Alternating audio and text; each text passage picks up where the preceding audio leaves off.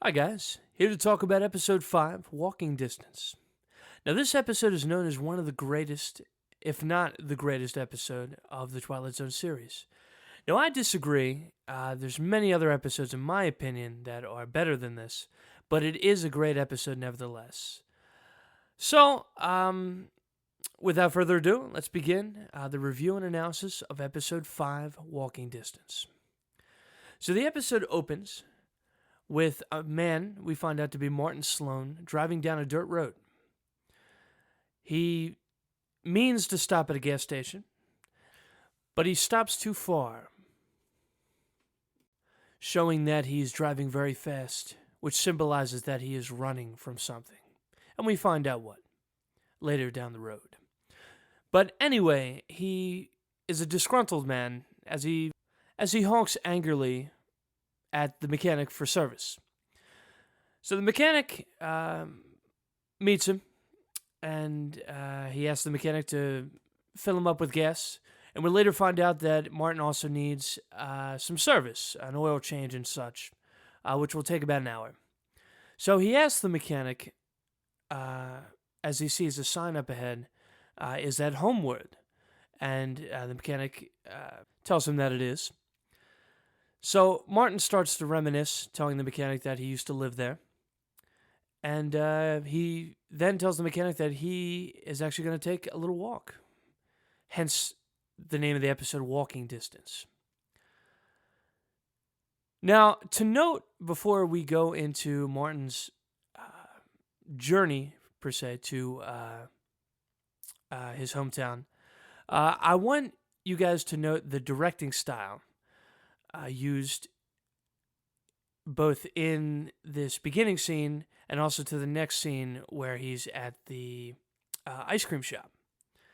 A lot of use of mirrors in the sense of the camera focusing on both the natural environment and then the environment shown through a mirror. And eventually the camera zooms into the mirror. Now, my interpretation of this, besides just a use of a experimental type of directing, the main, at least to my understanding, the main use of this is to show the line between reality and the dream, or reality and the Twilight Zone. So we also see another shot as Martin goes to the ice cream shop in Homewood. Another shot of a mirror, which again, this being the beginning of his bizarre journey, I believe that is a symbol of this. So he meets the ice cream shop worker, and he, again, reminisces with the gentleman, telling him that he once lived here, telling him of memories, and he asked the guy if he could make him an ice cream sundae with 3 scoops. And he tells the counter worker, I remember when the ice cream was only a dime. And this is the very beginning where we see that this is the past, when the ice cream worker states that the ice cream is only a dime. Now, Martin, just not even thinking about it, just says, you're not going to make any business that way. But he gives him, he takes the ice cream, and it tastes just like the way when he was a kid. And again, he starts reminiscing about the old owner that he exclaims, died. And the counter worker just looks at him. A gentleman looks at him in a quiet but amusing stare. And he asks Martin, where is he from? And Martin says he's from New York. So he thanks the counter worker, gives him $1. And the counter worker is ecstatic. Hence, being in the past, $1 was a lot of money. So Martin walks out, and this is another, pretty much the first monumental scene showing that Martin has indeed walked into the past.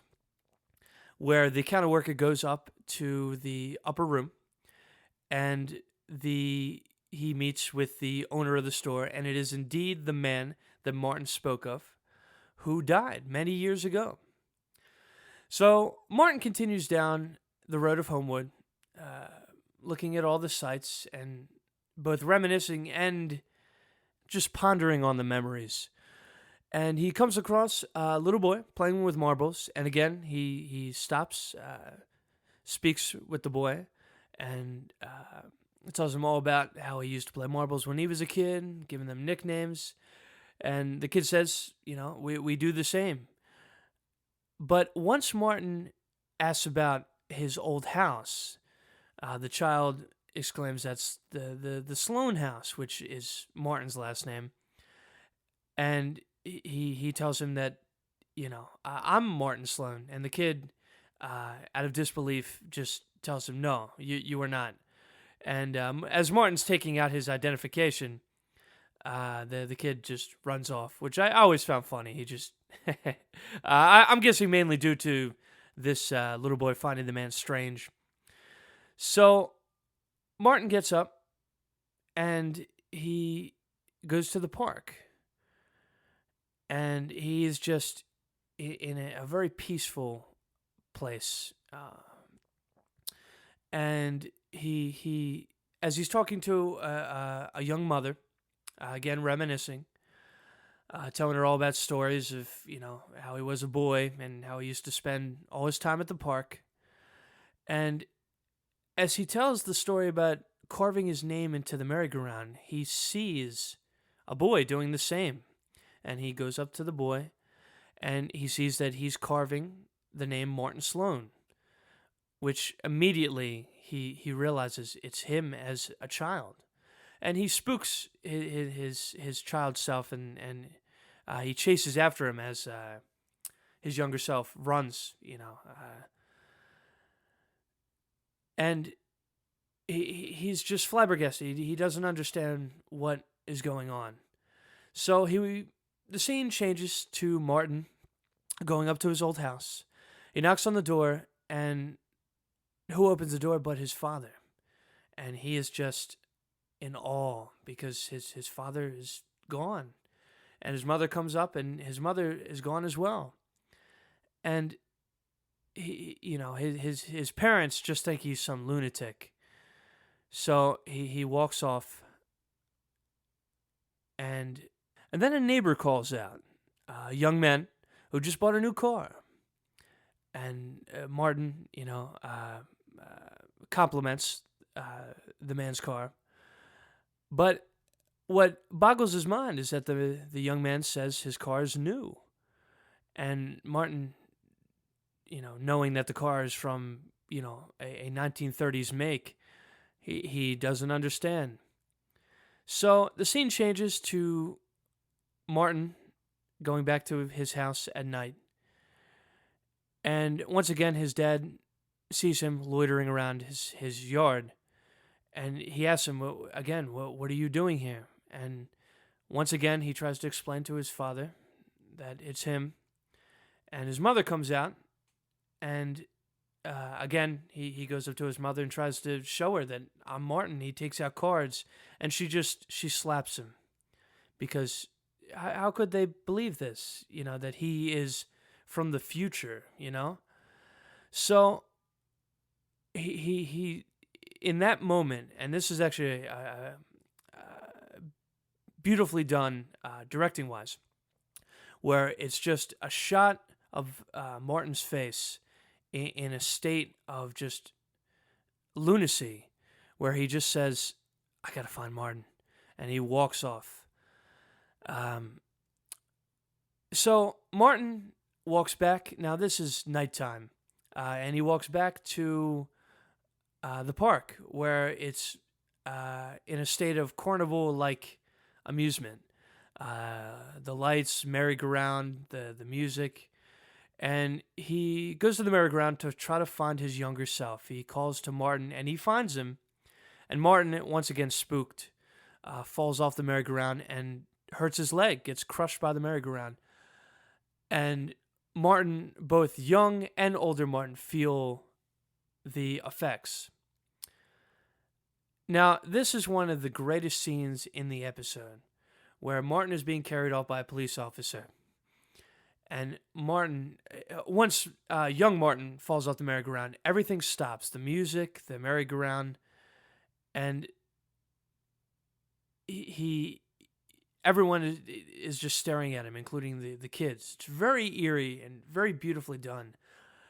And he walks up to his younger self, and he tells him, "I just wanted to tell you, enjoy this time.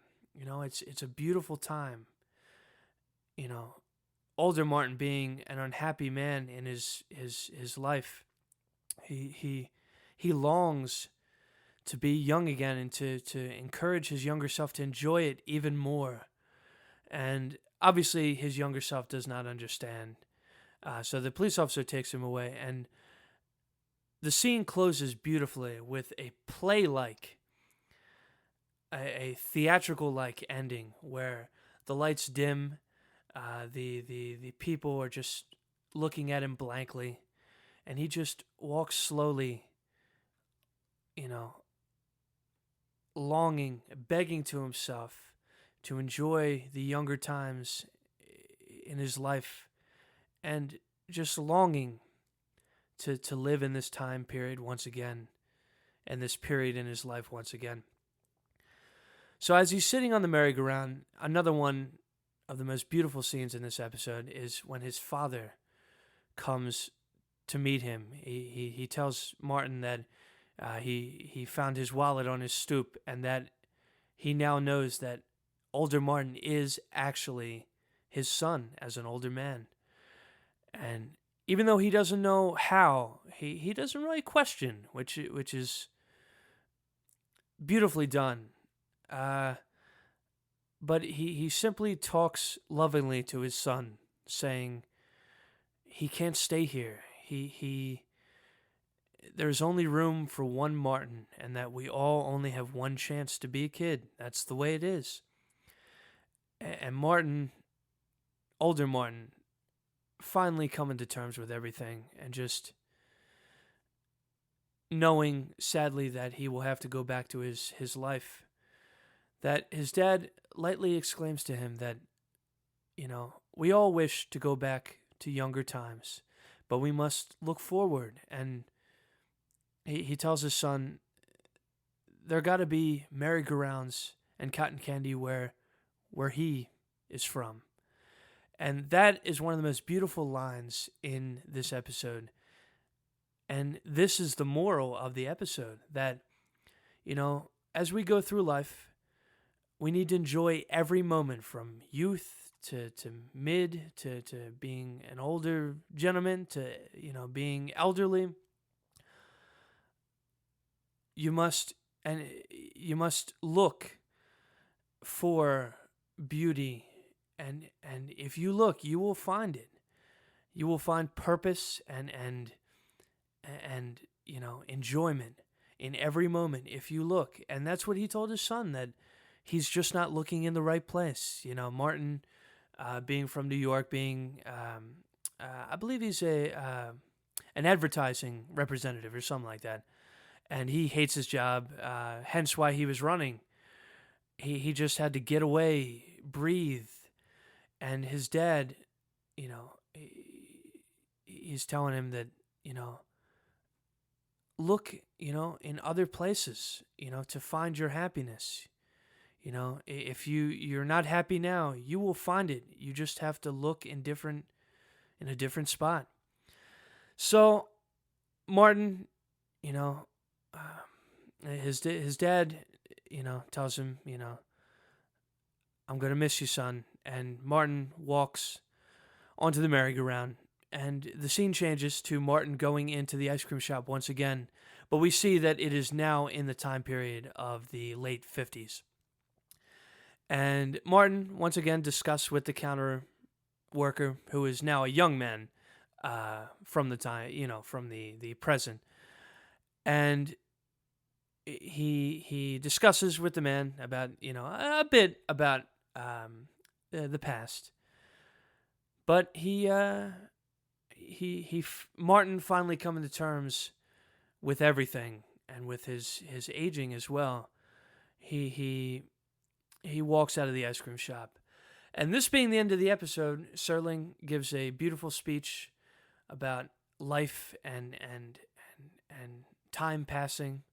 And again, in conclusion, the moral of this episode is that we must try to find enjoyment in all points of life. And if you're unhappy in a situation, you're just not looking in the right place for happiness. And that, to conclude, that life is beautiful at all points and walks of life, and that we must look to the future, not to the past. And to add in my own personal philosophy, I always say that there's only two reasons to ever look to the past. First, to reminisce on good memories. Second, to learn from the past, from your mistakes. But besides those two, there is no other reason to ever look back. You must always continue to move forward and to keep in mind that life and the future is beautiful. So anyway, to end on this philosophical note, this episode, again, though it is rated one of the best, I do not feel it is one of the best. It is a great episode, nevertheless. Very philosophical, very, very touching. But I give it about an 8 out of 10, and it definitely deserves that. The directing is very good. It displays the dreamlike way of the episode. One criticism I have, though, is though the actor does do a good job, he is not the best compared to other similar episodes where better actors portrayed such a man, like Jack Klugman in Praise for Pip, which is one of the best episodes in my opinion. But anyway, so I hope you enjoyed this review and analysis, and stay tuned for more. Thank you.